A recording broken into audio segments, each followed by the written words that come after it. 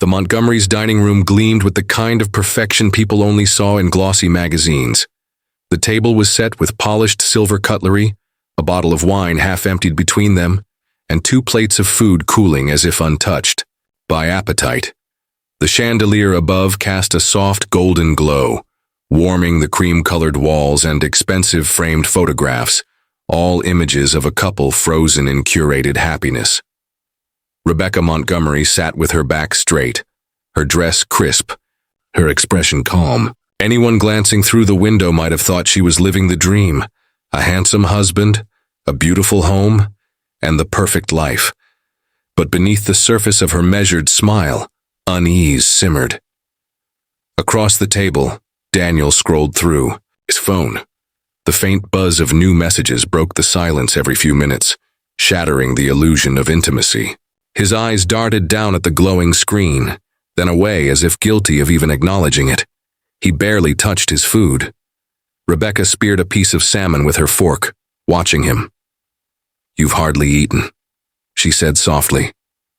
Daniel didn't look up. "Long day, no appetite."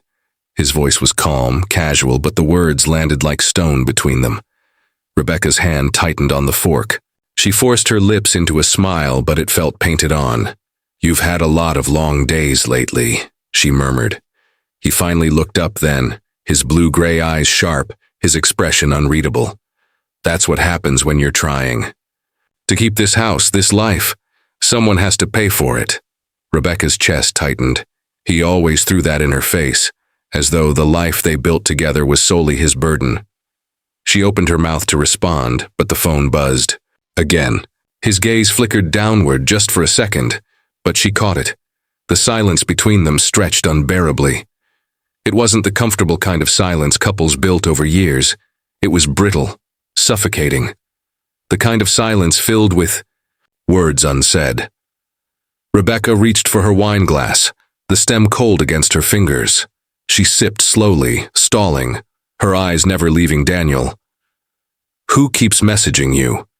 The question hung in the air, sharp and deliberate. Daniel's jaw flexed. He set the phone face down on the table. "Work. Work doesn't usually text at dinner. Rebecca." His tone was a warning, the kind of low edge that told her to drop it. But she didn't. Couldn't. She leaned forward slightly, her voice steady but fragile. "You've been distracted for weeks, coming home late, avoiding conversations. And now, this." She nodded toward the phone. "I'm not stupid." His eyes hardened. "Then stop acting like it." The words cut, sharper than he intended. Rebecca's breath hitched, but she hid it with another sip of wine. She told herself not to let him see the crack, not to let him win. The clock in the hallway ticked loudly, filling the silence he left behind.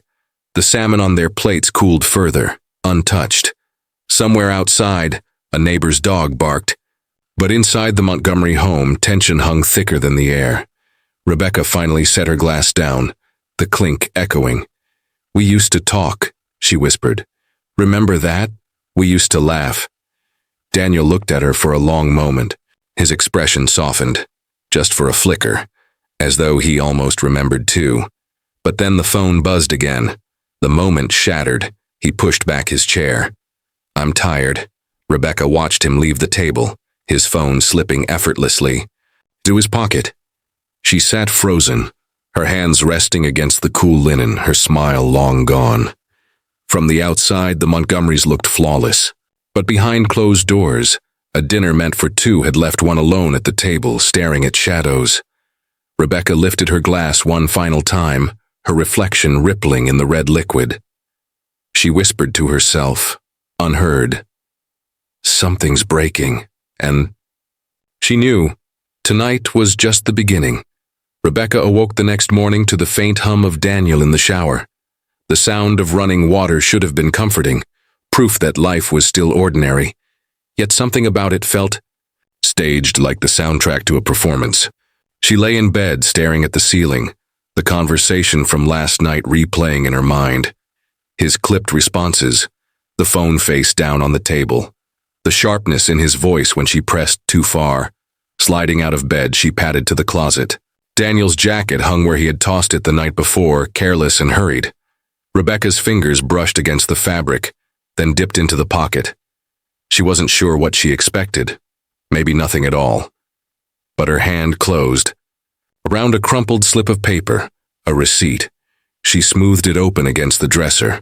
A high-end restaurant downtown. 2 entrees, 2 glasses of wine, from just 3 nights ago. Rebecca's stomach knotted. That night he had claimed he was working late, too tired to come home for dinner. The water shut off in the bathroom. Rebecca shoved the receipt back, her pulse thudding in her ears.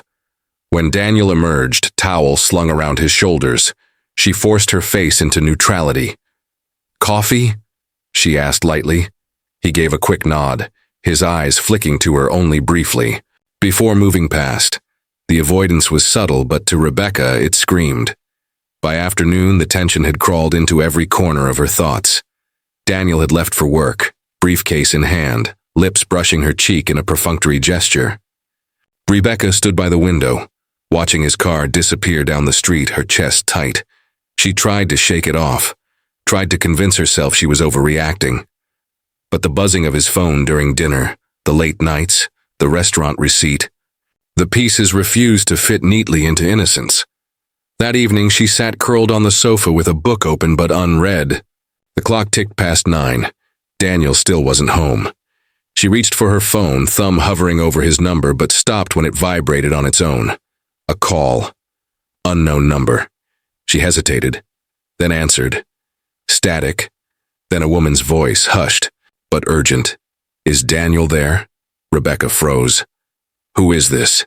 The line went dead. She stared at the phone, her heart hammering. When Daniel finally walked through the door close to 11, his tie loosened, exhaustion painted across his features. Rebecca was waiting. "You're late," she said. He set his briefcase down, not meeting her eyes. "Work ran over." She rose slowly, holding his gaze. Again, or was it dinner downtown? His head snapped up, eyes narrowing. "What are you talking about?" "The receipt," she said, voice trembling but firm. 2 entrees, 2 glasses, of wine, 3 nights ago. Daniel's expression shifted, carefully measured. He exhaled through his nose. "Rebecca, it was business. A client dinner. You know I don't always tell you every detail." "Not every detail, or not the truth?" His jaw tightened. He moved past her toward the kitchen, his avoidance louder than words. Rebecca followed, anger finally breaching her fear. "Then who was the woman who called tonight? Who asks for you in a whisper and hangs up when I answer?" Daniel paused, his back to her. His shoulders stiffened. For a moment, she thought he might turn around, confess something, give her a piece of the truth she craved. But instead, he opened the fridge, grabbed a bottle of water, and said flatly, "Wrong number." Rebecca's throat burned. She wanted to scream, to demand answers, but the icy wall in his tone warned her she'd get nothing but denial. That night, lying beside him in the dark, she stared at the ceiling as his steady breathing pretended sleep. The distance between their bodies felt like an ocean. For the first time since she had married Daniel Montgomery, Rebecca felt the fragile edges of their life splintering. The cracks in the glass of their perfect marriage were spreading, and she knew once glass breaks, it never returns whole. And somewhere deep inside, a voice whispered what she couldn't yet admit out loud. Something dangerous is coming. Rebecca could not sleep. Even when Daniel's steady breaths filled the darkened bedroom, her eyes stayed open, tracing cracks in the ceiling that weren't really there. She kept replaying the phone call, the woman's whisper, the abrupt silence. It gnawed at her, refusing to loosen its grip. The next morning, Daniel kissed her cheek as usual before leaving for work, his smile practiced, his cologne sharp. When the front door shut, Rebecca lingered in the silence. Something about his calm, about the way he brushed off every accusation, felt rehearsed, calculated. She needed proof, not fragments, not suspicion, but something solid she could hold in her trembling hands. Later that afternoon, she slipped into the garage. Daniel's car sat gleaming, spotless as always.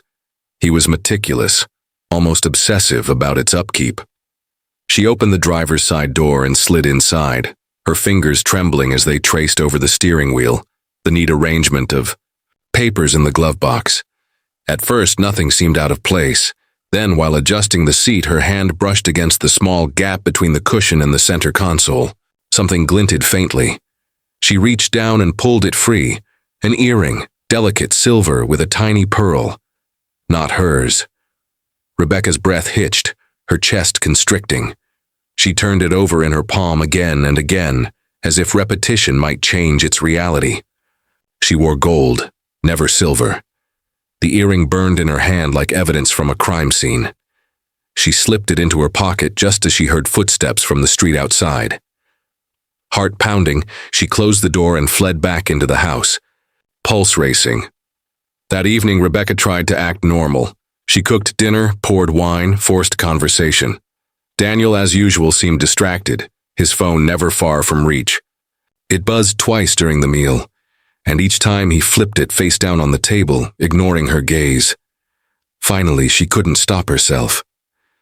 "Daniel, who keeps calling you at night?" he sighed, setting down his fork.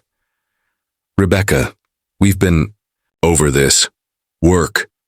Her hand tightened around her wine glass. "Work doesn't leave earrings in your car." For the first time, his mask faltered. His eyes darted up, surprise flashing before quickly hardening. "What are you talking about?" She pulled the earring from her pocket and placed it on the table between them. It lay there like a tiny, damning bullet. Daniel stared at it. His jaw flexed. Then he laughed, short, sharp, humorless. "That? Probably one of the interns. I gave her a ride after a meeting last week. She must have dropped it. Don't invent something that isn't there." His tone was dismissive, but the slight edge in his voice betrayed irritation. Rebecca leaned forward. "Then why didn't you mention it?" "Because it means nothing," he snapped. The words cracked the air. Silence followed, heavy and suffocating. Daniel pushed back his chair, grabbed the earring and tossed it into a drawer. "Stop looking for ghosts, Rebecca. You're driving yourself insane." He left the room, his footsteps echoing down the hall. Later that night, when the house had gone still, Rebecca sat in the darkened living room. She pressed play on the answering machine, something she hadn't touched in months. Most messages were mundane, telemarketers, reminders, a call from her sister. Then she froze. A woman's voice again, faint but clear. "Call me back, please." "I can't keep waiting like this." Rebecca's skin prickled. Her paranoia no longer felt like imagination. It felt like survival. By dawn, exhaustion weighed on her, but determination had replaced fear. Daniel was lying. The earring, the voicemail, the late nights. They painted a picture she could no longer ignore.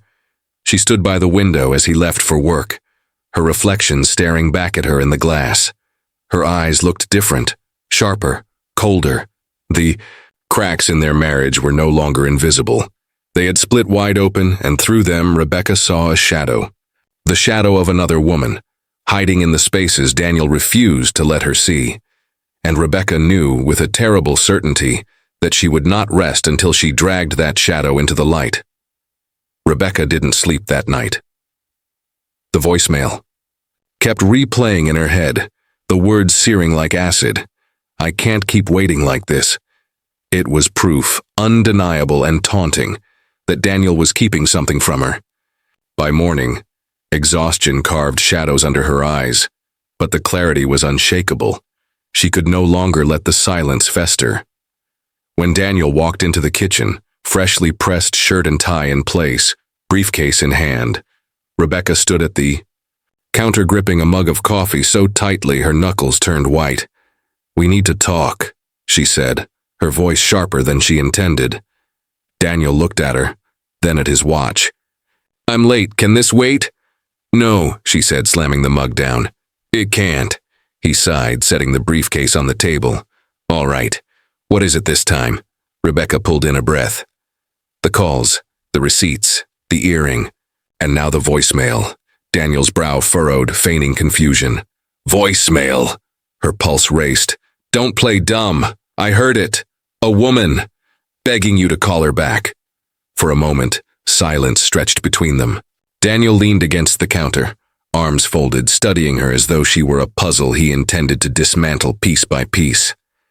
"Rebecca," he began slowly, "you've been under stress. The house, your work, your—" "Don't you dare," she snapped, cutting him off. "Don't you dare make this about me." But he smiled, not warmly, but with that faint, cruel curve she had seen only once before, years ago, during another fight she had tried to forget. "You've always had a vivid imagination. You twist things, you—" "I heard her," Rebecca insisted, her voice cracking. "She exists. Stop making me feel like I'm losing my mind." Daniel pushed off the counter, closing the distance between them. His tone dropped, quieter, colder. "If you're so convinced, show me. Play the message." Rebecca froze. She had deleted it in a panic, afraid he might erase it first. Her silence gave him exactly what he wanted. "See?" His voice softened with mock sympathy. "You hear what you want to hear. You're creating shadows that aren't there. Rebecca, you need help." The words sliced deeper than if he had shouted. Her throat tightened. She wanted to scream, to claw at his lies, but the smugness in his eyes pinned her in place. "You're lying," she whispered. Daniel shook his head, disappointment dripping from his expression. "No, you're paranoid." The air between them thickened, every unspoken wound rising to the surface. Years of playing the perfect couple, smiling for neighbors, hosting flawless dinners. It all shattered in that kitchen. Rebecca's voice trembled, but she pressed on. "If there's someone else, tell me now. I deserve the truth." Daniel's jaw clenched. For a heartbeat, his mask faltered, and she thought she glimpsed guilt in his eyes. But just as quickly, it vanished. "There's no one else," he said firmly. "The only problem in this marriage is your inability to trust me." She flinched, as if struck.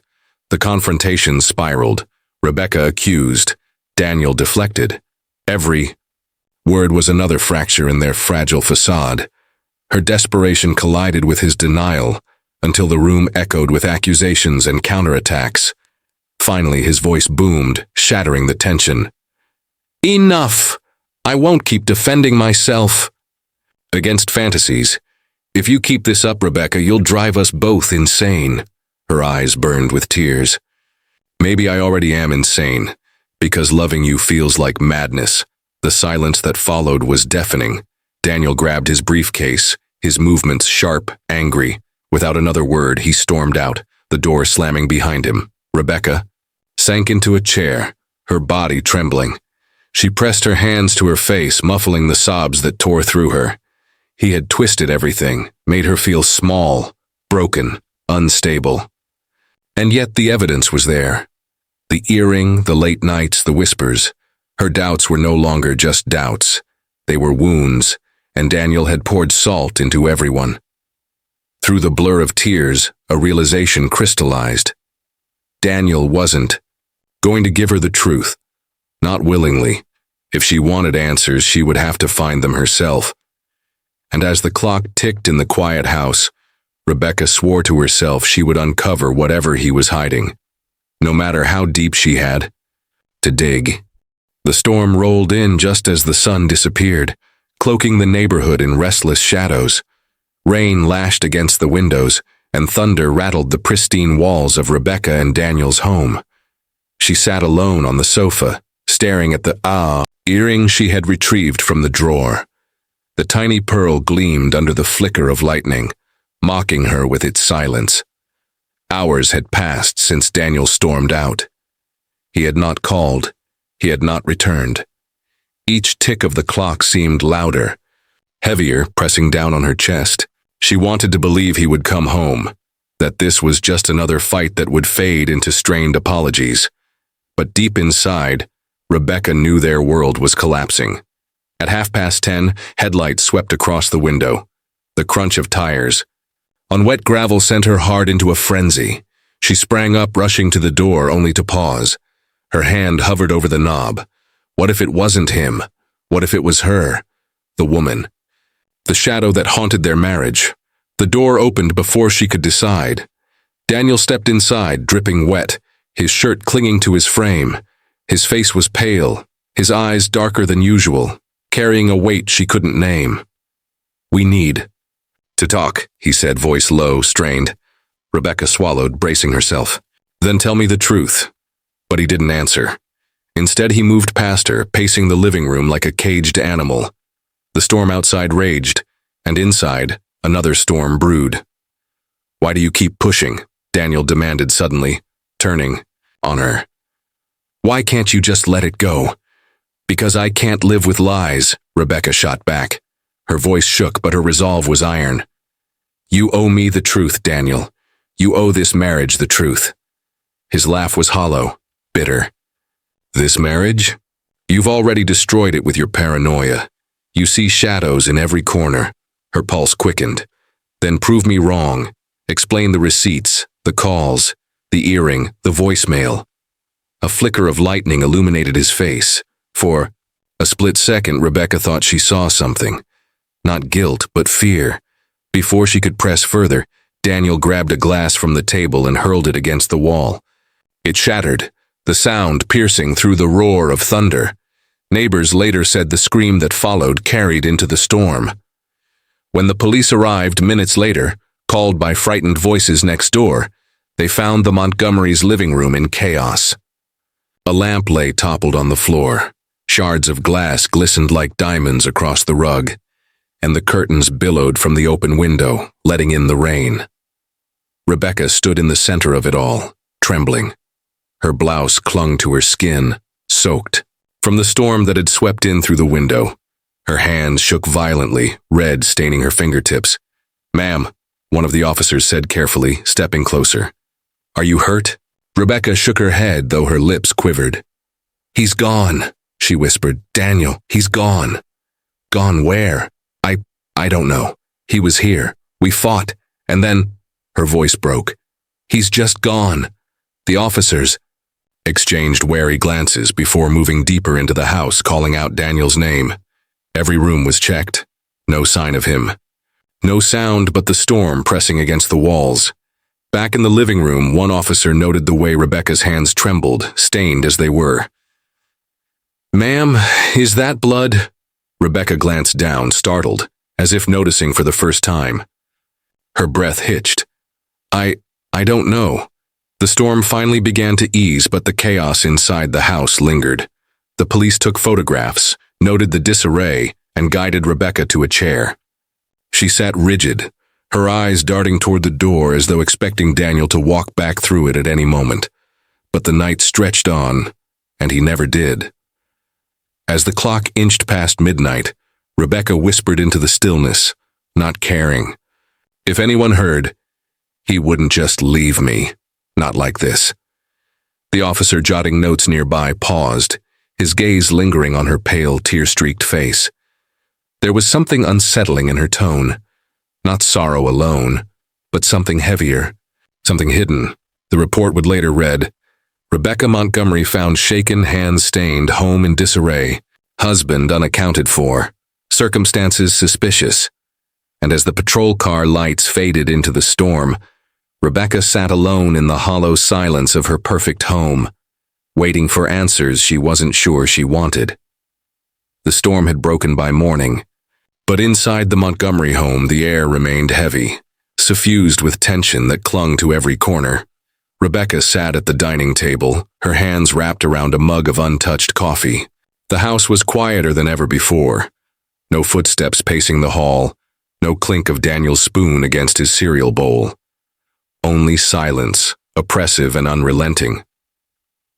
By mid-morning, 2 detectives arrived. Detective Harris, tall and weathered, carried a calm authority, while Detective Lane, younger, watchful, scribbled every detail in his notebook. They settled across from Rebecca, their presence filling the immaculate kitchen like uninvited shadows. "Mrs. Montgomery," Harris began. Gently, "We'd like to hear in your own words what happened last night." Rebecca lifted her eyes slowly. They were red-rimmed, her mascara smudged, yet there was a deliberate steadiness in her voice. "He was angry. We fought. He attacked me." Lane leaned forward. "Attacked you how?" Her fingers toyed with the edge of her sleeve. "He grabbed my wrists, pushed me against the wall. I thought he was going to—" She let the sentence hang, her voice cracking just enough. Harris nodded. "And then," I screamed, Rebecca whispered. "The glass broke. The neighbors must have heard. Then he was gone." At first glance, her words painted a picture of a frightened wife, but as the detectives pressed, the cracks began to show. Lane gestured to her arms. "Those bruises, when did they happen?" Rebecca glanced down at the faint marks dotting her skin. "Last night when he grabbed me." Lane's eyes narrowed.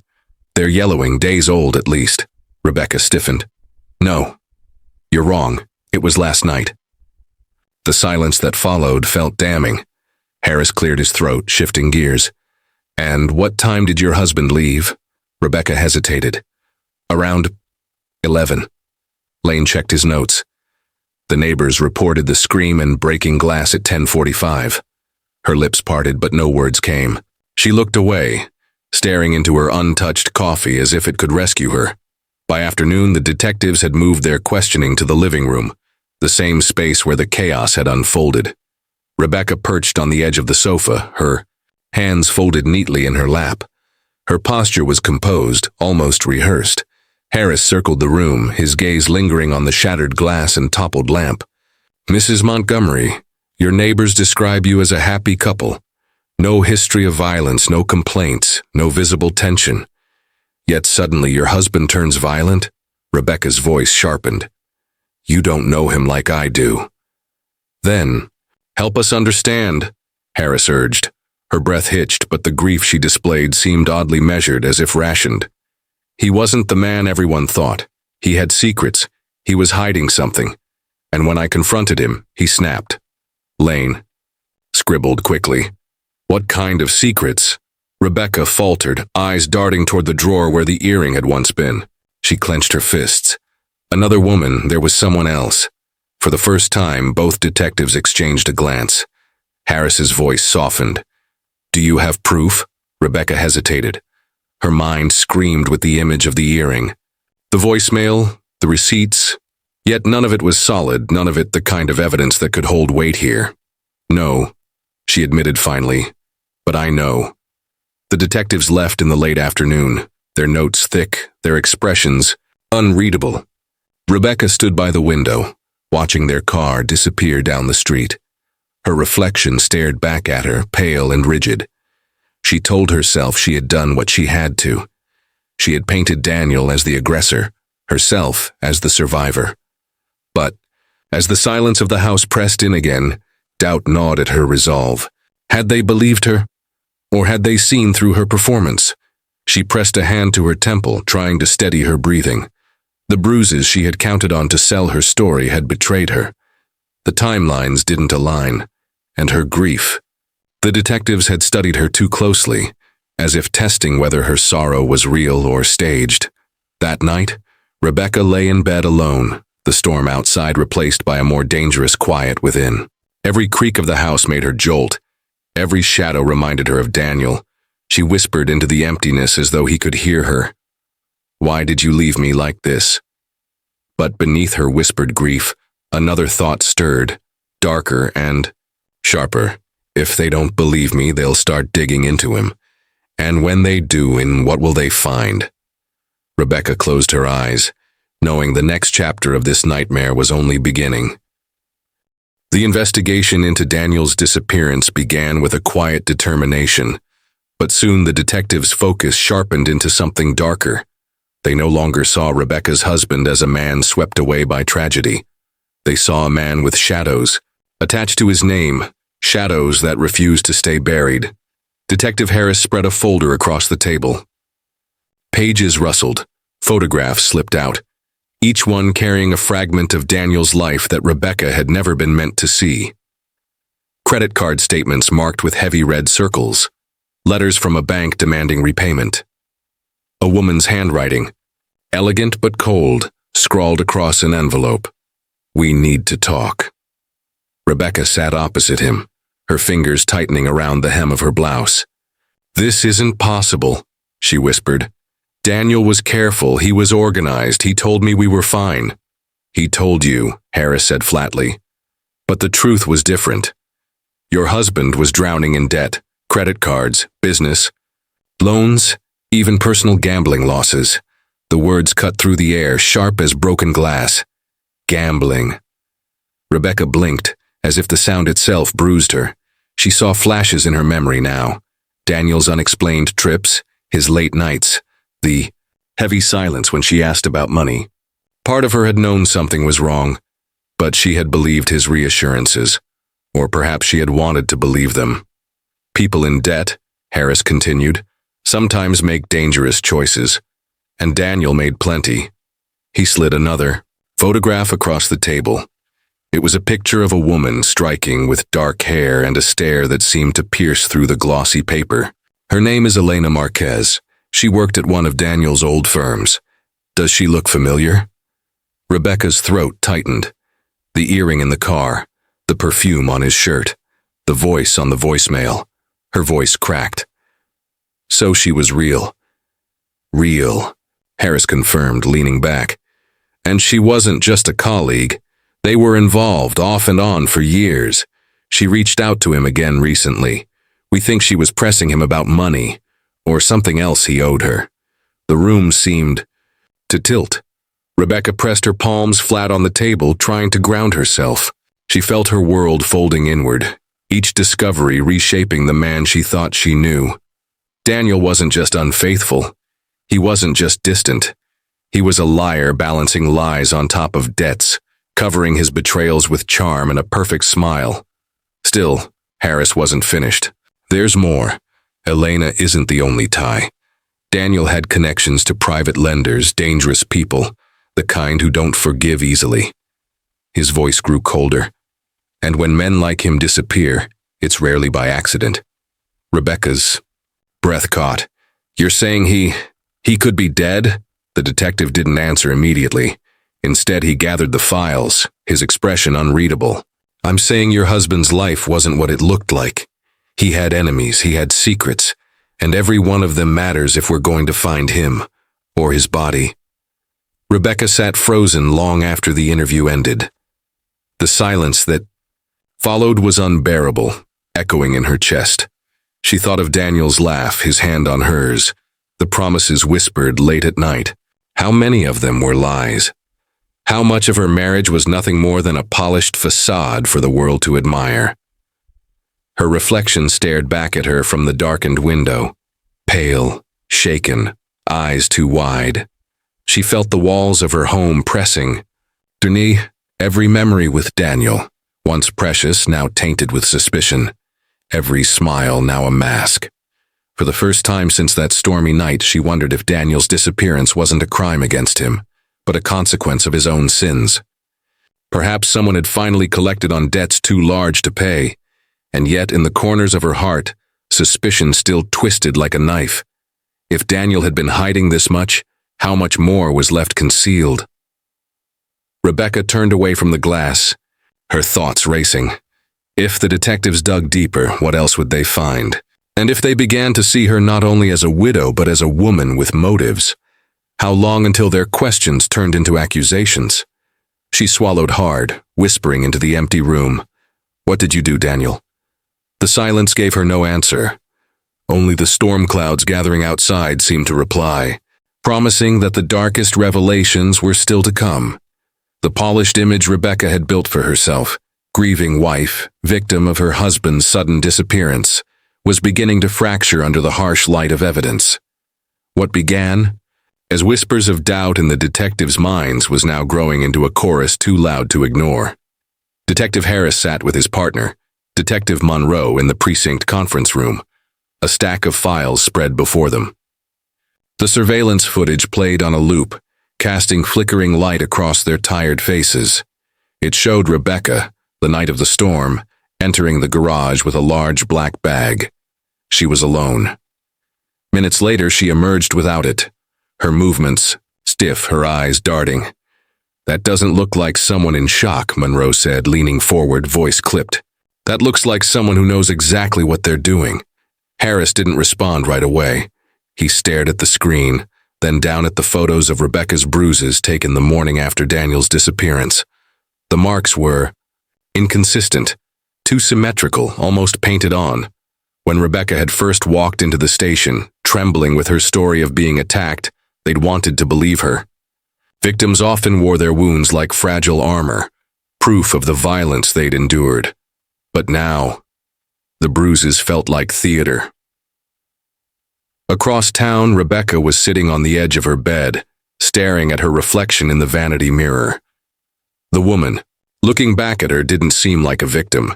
She looked pale, hollow-eyed, trapped in the grip of her own lies. Her phone buzzed. A message. They know more than you think. No name, no number. Just the words. Rebecca's hand shook as she dropped the phone onto the sheets. Who was watching her?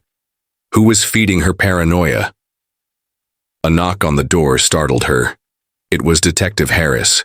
His presence filled the entryway, steady, unyielding. "Mrs. Calloway," he said, voice even. "We need to clarify a few things." Rebecca forced a weary smile. "Of course. Anything to help find Daniel." They sat at the kitchen table. The same table where she and Daniel had once shared quiet dinners that now seemed like a distant memory. Harris slid a folder across the wood surface. Inside were stills from the surveillance footage. Her throat tightened. This isn't what it looks like." "Then tell me what it is," Harris pressed. Rebecca hesitated. I was moving boxes, old clothes, things we didn't need. Daniel asked me to clear the garage weeks ago." "Convenient timing," Harris replied, his eyes unblinking. "And your injuries? A doctor believes they were staged. Makeup, not trauma." Her composure cracked for just a second. "That's absurd." Harris leaned closer, lowering his voice. "Widows don't usually lie about bruises, Mrs. Calloway, unless they're trying to hide something." Rebecca felt the walls closing in. She searched desperately for words, but every explanation sounded like a rope tightening around her neck. "Maybe." "You're not telling us the whole story," Harris continued. "Maybe Daniel's secrets pushed you too far. Debt, affairs, another woman. You had motive, Rebecca, and opportunity." Her lips trembled, but she forced herself to speak. "You think I hurt him? You think I killed my husband?" Her voice rose, cracking with something that could have been grief or desperation. Harris studied her carefully, not answering. When he finally left, Rebecca collapsed against the counter, her breath ragged. "Alone," she whispered to herself, as though Daniel could hear her through the walls. "I did what I had to." The storm outside rattled the windows, a cruel reminder of the night that had started it all. Across town, Detective Monroe reviewed the evidence once more. "She's lying," she said firmly. "Every instinct tells me she knows exactly what happened to him." Harris nodded slowly, though doubt still flickered in his eyes. "Maybe. Or maybe Daniel's sins dragged them both into something bigger than we see." Either way, Rebecca's mask was slipping and the cracks were spreading. Soon there would be no mask left. Only the truth, or whatever was left of it. The night Rebecca believed Daniel was gone forever, she had almost convinced herself she was free. Free from the constant weight of suspicion, the late-night phone calls, the perfume that clung to his shirts. But freedom was a fragile illusion, because Daniel wasn't gone. Not yet. The detective's search had led them to an abandoned cabin on the outskirts of town, its windows shattered, its door barely hanging on its hinges. And inside, alive, battered, but breathing, was Daniel Calloway. When chat d'heure, Harris broke the news to Rebecca, her body stiffened. Shock flared across her face, but behind it, something colder flickered. Fear. Hours later, under the sterile lights of the interrogation room, husband and wife were reunited. There was no embrace, no tears, just silence, thick and poisonous, as though the years of their marriage had condensed into this single moment. Daniel spoke first, his voice hoarse. "You tried to erase me." Rebecca's jaw tightened. "You left me no choice." Detective Harris watched from behind the glass, expression grave. He had seen many couples unravel in these rooms, but the Callaways were different. Their unraveling wasn't messy. It was surgical, deliberate, as if each of them had rehearsed their lines long before stepping into the spotlight. Daniel leaned forward, his eyes burning. All those nights you accused me, all those fights. You thought I was lying. Fine. I was, but not about everything. Rebecca's breath hitched, though she tried to hide it. I owed money, Daniel admitted. I gambled, I lied, and yes, I was with Elena, but you... His voice sharpened. You weren't the victim you wanted them to believe.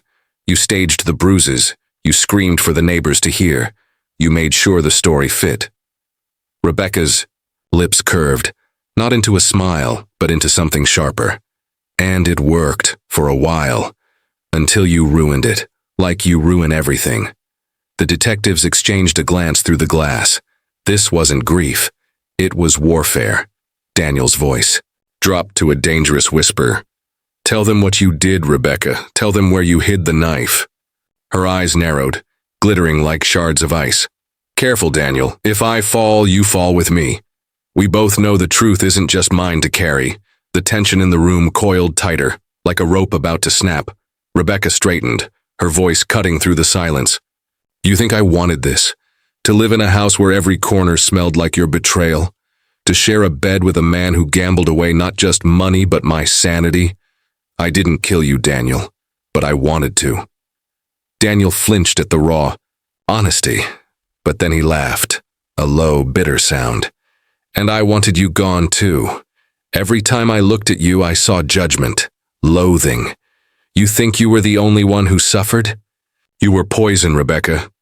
You thrived on control, on making me small. That house, it wasn't a home, it was your cage. Rebecca's facade cracked, just for an instant. Tears welled in her eyes, but they didn't soften her. They sharpened. So we agree, she whispered. We destroyed each other. The confession hung in the air, heavier than any physical evidence could ever be. Behind the glass, Harris scribbled a note. Both complicit, he murmured. This wasn't a love story. It was a crime scene waiting to happen. Daniel leaned back in his chair, exhaustion etched into every line of his face. What now? Rebecca's answer was cold. Now we see who tells the better story. The detectives entered then, breaking the standoff. Their voices were calm, measured, but the weight of handcuffs clinking on the table was undeniable. Neither Rebecca nor Daniel protested. They only exchanged one last glance filled with the kind of intimacy that only shared destruction could create. Not love, not even hate. Something darker. Recognition. The Callaways had lived their lives behind closed doors, their sins hidden from the world. Now those doors had been flung wide open, and what spilled out was not love or loss, but the truth. Their marriage had never been a sanctuary. It had always been a battlefield, and in battle there are no perfect victims, only survivors. The Callaways' downfall was not a quiet one. Once admired in their neighborhood for their pristine home, their dinner parties, and their carefully curated image of marital bliss, Rebecca and Daniel now became a spectacle.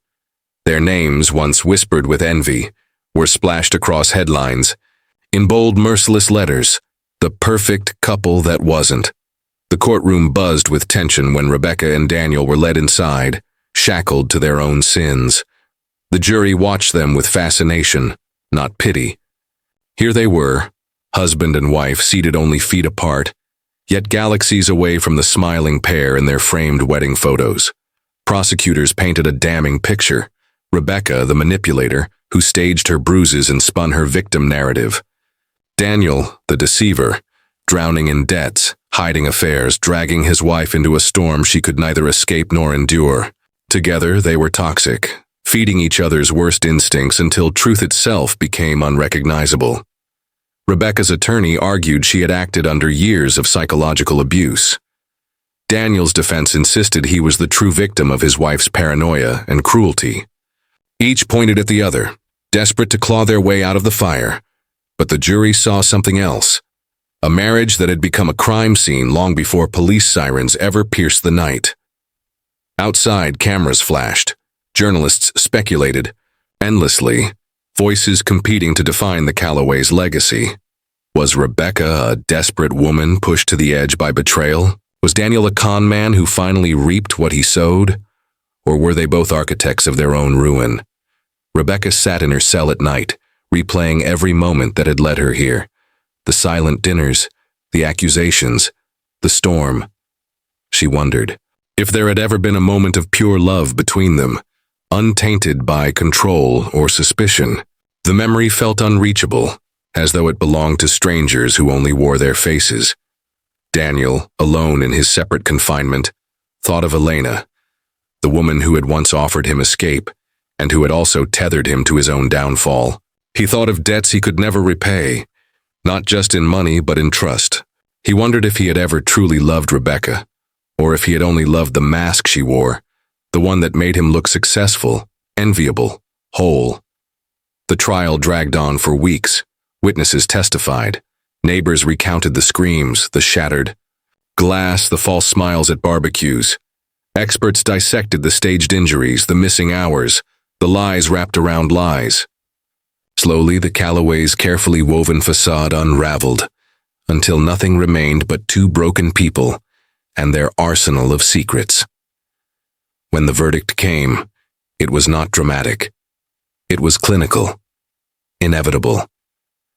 Rebecca was convicted of obstruction and false testimony. Daniel faced charges tied to fraud and conspiracy. Neither received the freedom they once used to cage each other. The sentencing did not end the story. It only sealed it. Months later, a documentary crew arrived in the neighborhood. They interviewed neighbors, detectives, colleagues, anyone who had brushed against the Callaways' orbit. Each interview echoed the same bewildered sentiment. They looked so perfect. Behind those closed doors, perfection had been a mask, and behind that mask lived something far more sinister. Rebecca's voice, captured in one recorded interview, lingered with haunting resonance. Marriage isn't always about love. Sometimes it's about survival, and sometimes survival means becoming the very monster you swore you'd never be. Daniel's recorded words followed in counterpoint. She wasn't my victim. I wasn't hers. We were each other's punishment. Together, their testimonies framed the chilling truth. Theirs was not a story of passion gone wrong, but of two people who mistook destruction for devotion. The Callaway house was eventually sold, stripped of its furniture, its memories, its ghosts. But the whispers never left. Neighbors still slowed their steps as they passed, glancing at the windows as though secrets still lingered there, waiting to be heard. What remained of Rebecca and Daniel was not a marriage, nor even a crime, but a cautionary tale, a reminder that envy is dangerous, that appearances are lies, and that love, when twisted, can rot into something lethal. Behind closed doors, the Callaways had lived a sinister story, and in the ashes of their marriage, the world found not tragedy but a mirror.